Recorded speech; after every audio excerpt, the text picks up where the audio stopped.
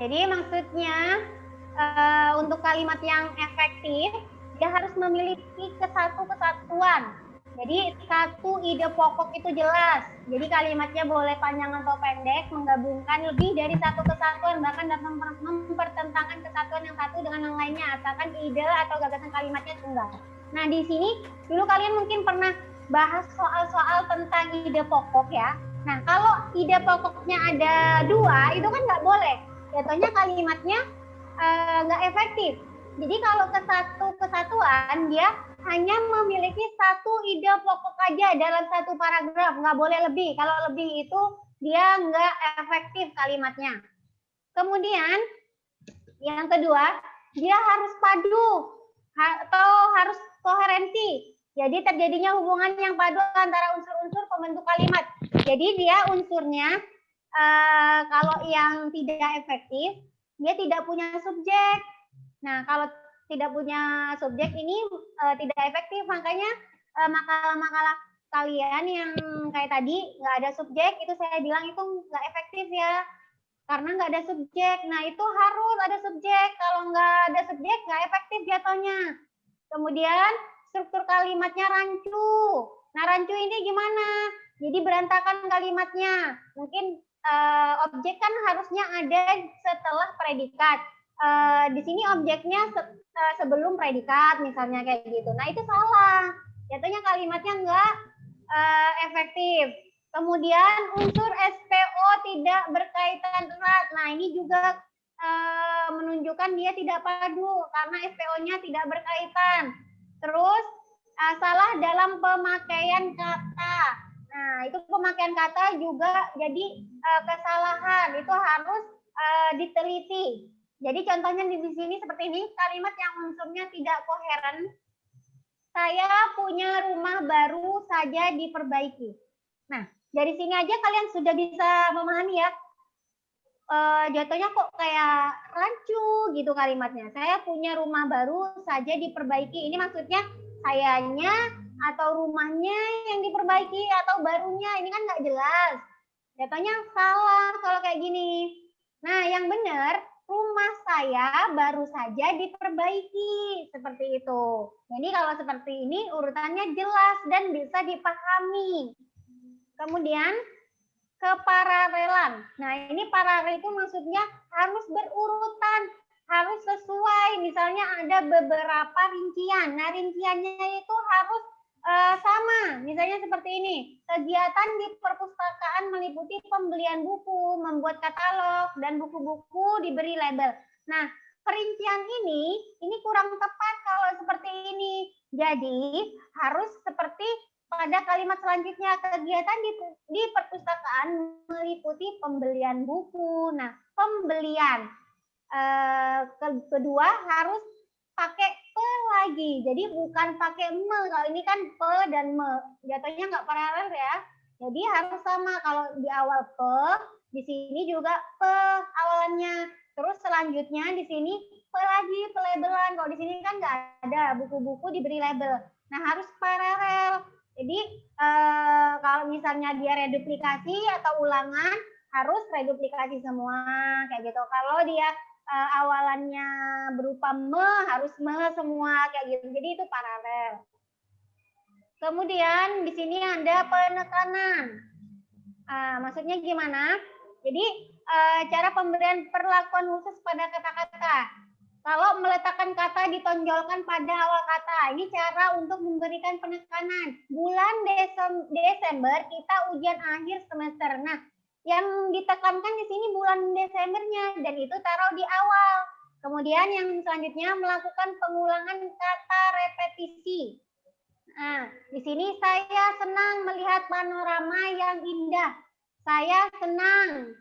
Ada saya senang lagi, terus dilanjutkan ada saya senang lagi. Jadi ada pengulangan di sini untuk melakukan penekanan. Terus yang indah, yang indah. Nah, ini ada juga. Jadi diulang untuk melakukan penekanan dalam sebuah kalimat. Kemudian ada lagi penekanan dengan pengontrasan kata kunci. Nah, di sini pengontrasan itu berarti ini ya, antara satu dan yang lain itu berbeda. Sebenarnya penduduk desa itu tidak menghendaki bantuan yang bersifat sementara, tetapi bantuan yang bersifat permanen. Nah, ini kan ada pengontrasan. Di sini ini penekanannya sementara dengan permanen. Kemudian menggunakan partikel penegas. Nah, untuk penekanan, partikelnya apa? Menggunakan partikel lah. Jadi di sini Anda lah yang bertanggung jawab menyelesaikan masalah ini. Gitu. Terus selanjutnya, seperti yang dijelaskan kelompok selanjutnya, kelompok 4 tadi, di sini juga harus adanya kehematan dalam sebuah kalimat yang efektif. Nah, kalimat yang hemat itu masuk ke kalimat efektif. Contohnya gimana? Kalau yang kalimat tidak hemat, saya melihat dengan mata kepala saya sendiri bahwa mahasiswa itu belajar seharian dari pagi sampai malam. Nah, melihat dengan mata kepala saya sendiri ini terlalu boros kata-katanya. Jadi nggak efektif kalau boros. Nah, yang efektif jatuhnya seperti ini. Saya melihat mahasiswa itu belajar seharian. Jadi gini aja udah cukup dan itu masuk ke kalimat efektif karena jelas dan tidak bertele-tele. Kemudian, oke ya.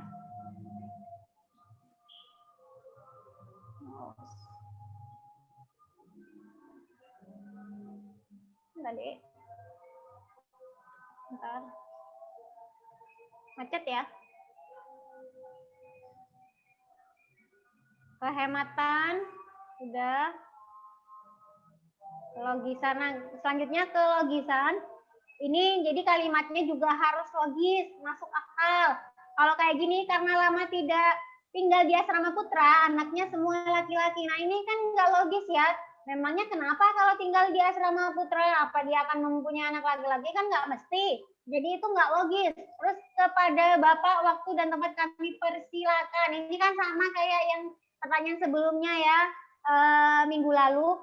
Kepada Bapak, waktu dan tempat nggak bisa dipersilakan karena dia bukan manusia. Harusnya kepada Bapak kami persilahkan, kayak gitu itu baru logis.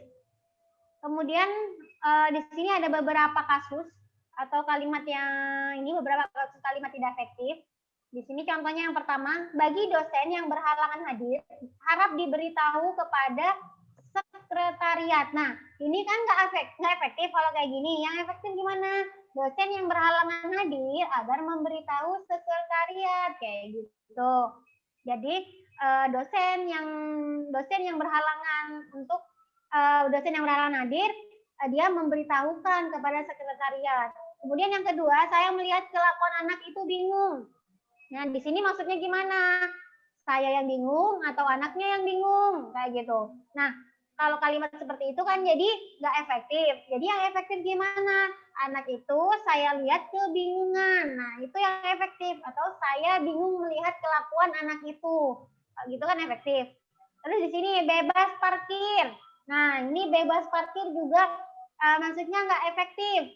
Yang efektifnya parkir bebas. Oh, di sini maksudnya parkirnya yang bebas seperti itu. Karena inti katanya ada di parkir, bukan bebasnya. Biasanya dalam bahasa Indonesia inti kata itu ada di awal kayak gitu. Kalau dalam bahasa Inggris kan ada di akhir. Kalau bahasa Indonesia ada di awal biasanya.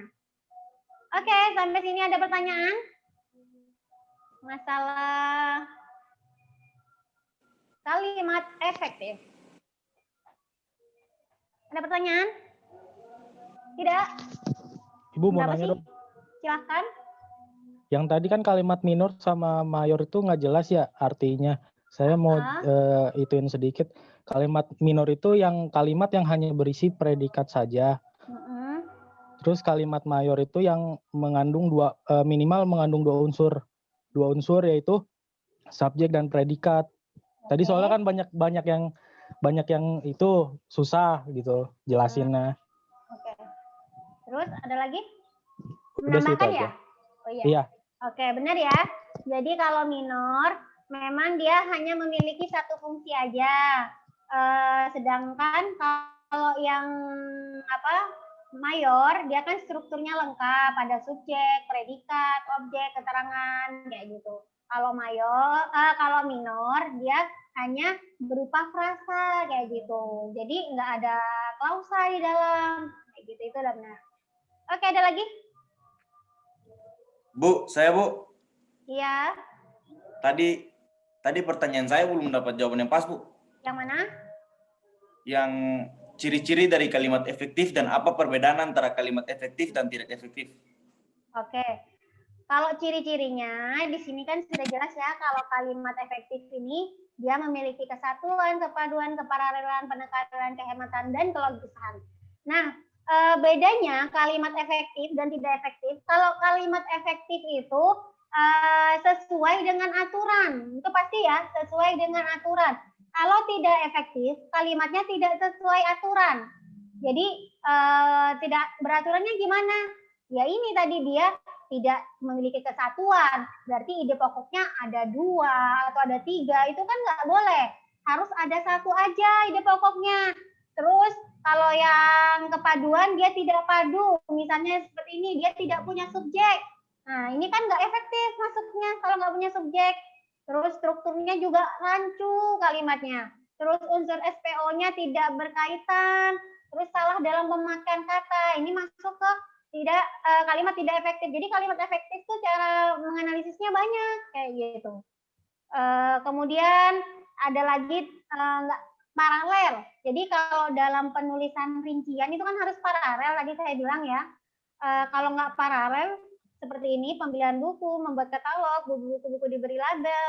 Nah ini masuknya ke kalimat tidak efektif karena nggak paralel. Kalau efektifnya gimana? Ya kayak gini. Jadi setiap awalan itu harus sesuai atau harus sama di awal sampai akhir tuh, pembelian, pembuatan, pelabelan. Jadi penggunaan semua kayak gitu. Nah, semua sama-sama seperti ini. Jadi banyak ininya untuk kalimat efektif dan tidak efektif. Ada lagi? Masih bingung nggak? Enggak, Bu. Hah? Bingung? Tidak, Bu. Sudah, Bu. Pas. Sudah. Paham. Oke. Ada lagi pertanyaan? Ada pertanyaan?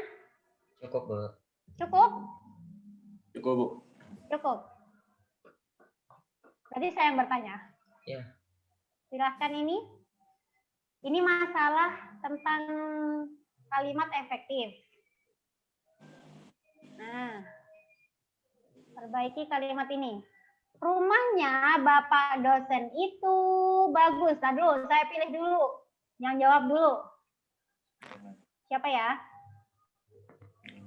Yang tidak terlihat.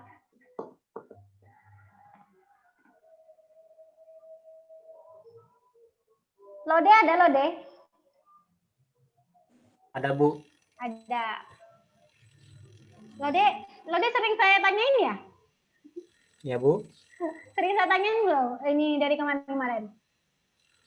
Kemarin? Enggak. Enggak. Enggak, ya udah. Berarti jawab ya. Ya, Bu. Ini gimana yang efektif? Ini kan nggak efektif. Nomor 1. Yang efektif kira-kira harus dirubah seperti apa? Salahnya di mana? Rumah Bapak dosen itu bagus. Apa yang dibuang? Ya, Bu. Yang dibuang apa? Nya dan sangat. Kenapa? Nyanya saja yang hilang. Nyanya saja. Kenapa kok nyanya dibuang? Karena kalau misalnya nya itu kayak mengistilahkan sudah pemilikan seseorang, kata ganti subjek. Oke. Jadi sudah berupa kepemilikan ya. Sedangkan di sini kan sudah dijelaskan kalau Bapak dosen yang memiliki. Jadi ada keborosan kata. Pemborosan kata ya. Oke. Terima kasih Laude. Sama, Bu. Selanjutnya nomor 2, dia punya uang digunakan untuk hal tidak bermanfaat. Erlangga, ada Erlangga? Erlangga Maulana. Ya, Bu. Ada. Dinyalain dong kameranya.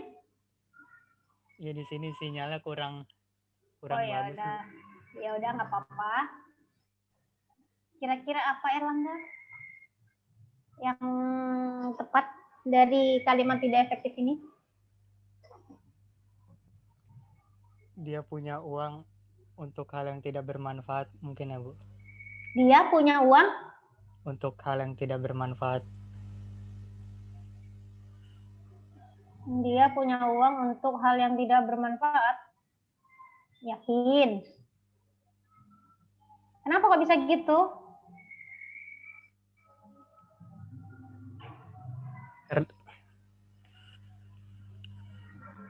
Karena kalau udah ada kata yang tidak bermanfaat, digunakannya itu tidak perlu lagi mungkin ya, Bu.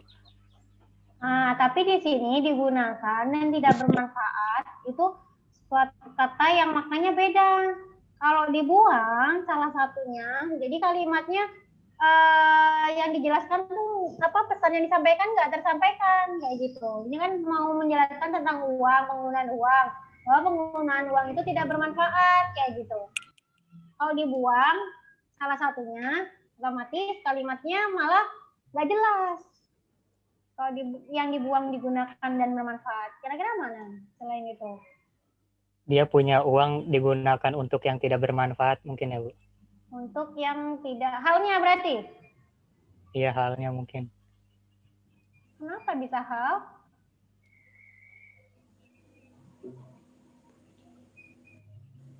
Karena di situ sudah menerangkan yang tidak bermanfaat, jadi halnya itu tidak perlu mungkin ya, Bu. Oke. Masih kurang tepat? Ada yang bisa memperbaiki? Silakan angkat tangan. Nggak bisa angkat tangan ya? Silakan bersuara. Saya Bu, Saya coba Bu. mau coba. Siapa yo? Siapa? Cewek dulu deh, nggak apa. Namanya siapa? Saya David Rianingsih, Bu, dari kelompok 1. Saya mau coba itu contohnya. Ya, Kalau silakan. uangnya digunakan untuk hal yang tidak bermanfaat. Uangnya digunakan, iya benar ya. Uangnya digunakan, jadi harus menggunakan katanya di situ. Jadi jelas subjeknya mana, predikatnya mana jelas. Kalau kayak gini kan nggak jelas, dia subjeknya ganda juga. Jadi masuk kalimat tidak efektif kalau kayak gitu. Oke, terima kasih. Terus selanjutnya nomor 3, yang membawa HP harap dimatikan. Berarti ini orang yang membawa HP itu harus dibunuh. Bukan HP-nya, tapi orangnya. Nah, yang benar ini yang mana? Saya tunjuk, Firly. Ya, Bu. Firly. Iya. Yang efektif gimana, Firly? Diharapkan yang membawa HP dimatikan. Diharapkan yang membawa HP. Berarti yang membawa HP tetap dimatikan dong. Orang yang membawa. Dua-duanya, Bu. Gimana dong? Gimana? Ada yang mau nyoba?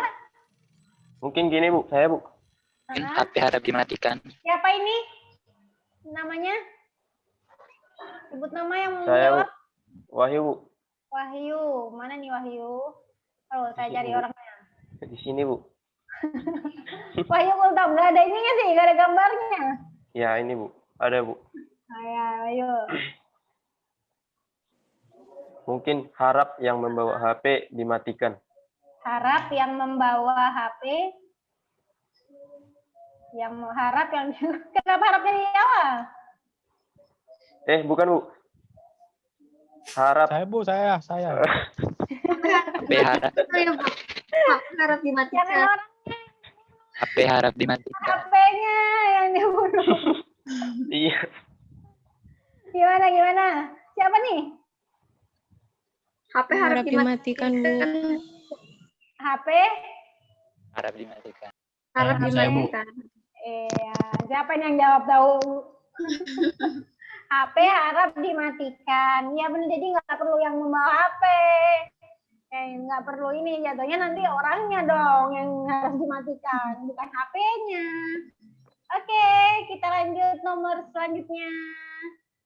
Sejak dari tahun 1998, reformasi belum berjalan dengan baik. Dimas ada? Dimas Siapa nih? Dimas Syaiful Aziz. Ada Dimas? Kok ini nggak ada orangnya? Ada Dimas? Oh ini dia.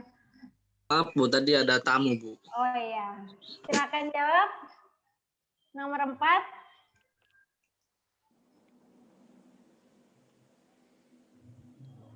Ini tidak efektif. Yang efektif gimana? Bu, saya Bu. Boleh Bu? Dimas sudah nyerah? Tetot. Belum nyerah dia. Belum nyerah?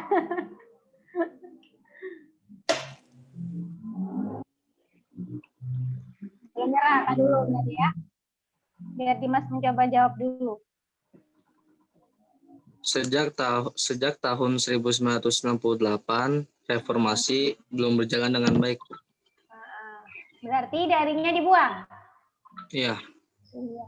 Oke, benar ya. Kalau misalnya sejak dari itu terlalu boros ya. Jadi cukup sejak aja, karena artinya aja sejak sama dari itu udah sama aja. Oke, terima kasih Dimas.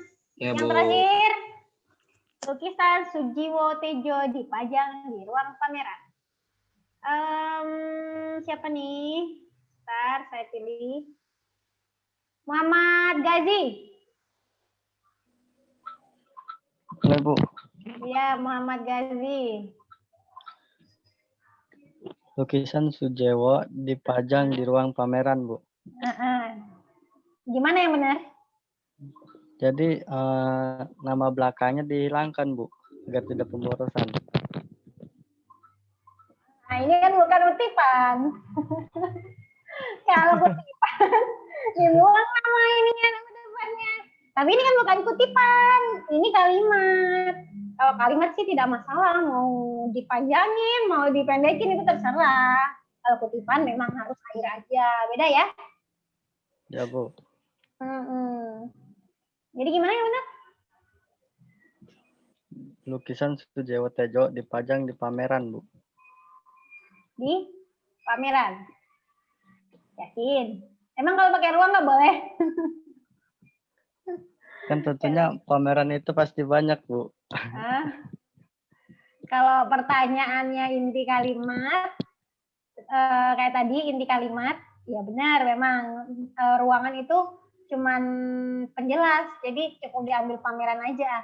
Tapi di sini ini bukan masalah inti. Inti kan kalau inti kalimat nggak masuk efektif atau tidaknya, kayak gitu ya. Itu hanya bagian dari jenis kalimat. Yang lain ada yang mau ini mencoba? Yang benar mana ini? Saya Bu, coba. Mana? Siapa ini namanya? Sebut nama dong. Muhammad Farul dari Prodi Informatika.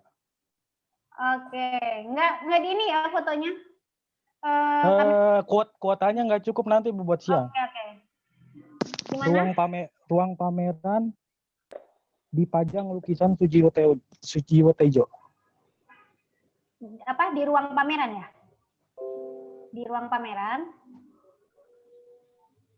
Halo? Mana? Bisa diulangi? Ruang pameran dipajang lukisan Sujiwo Tejo. Ruang pameran. Berarti ruang pamerannya dong yang dipajang. Saya Bu. Gimana?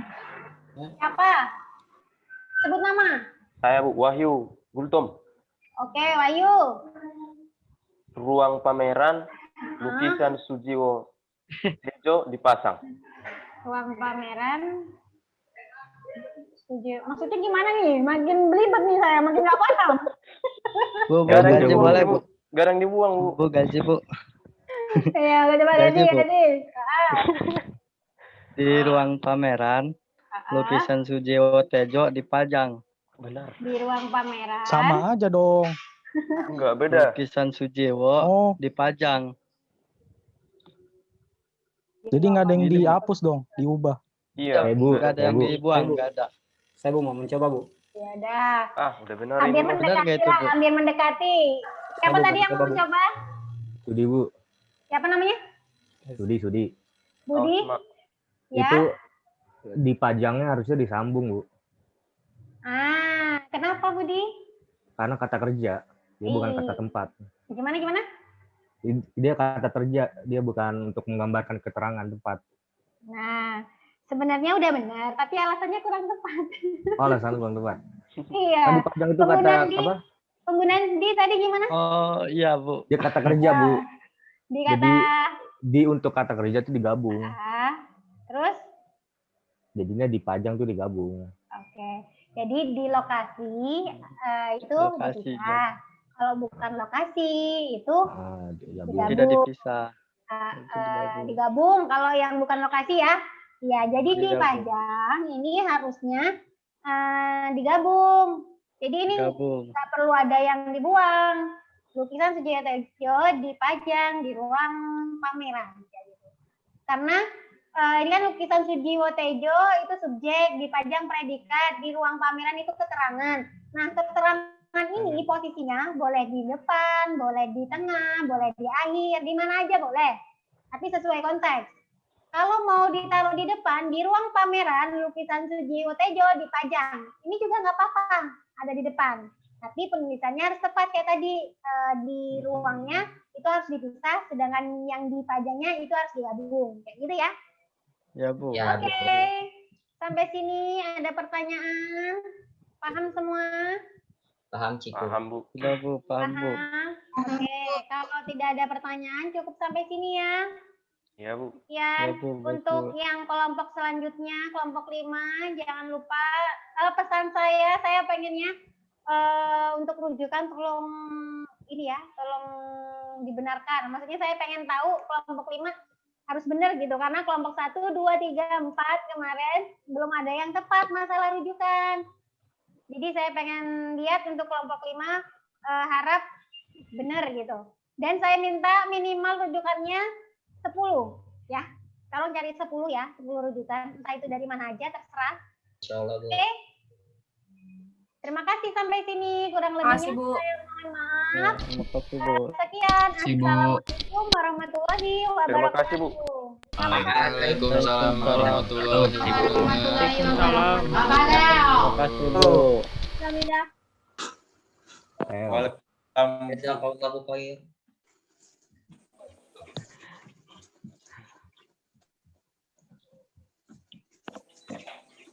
Salat. Cewek.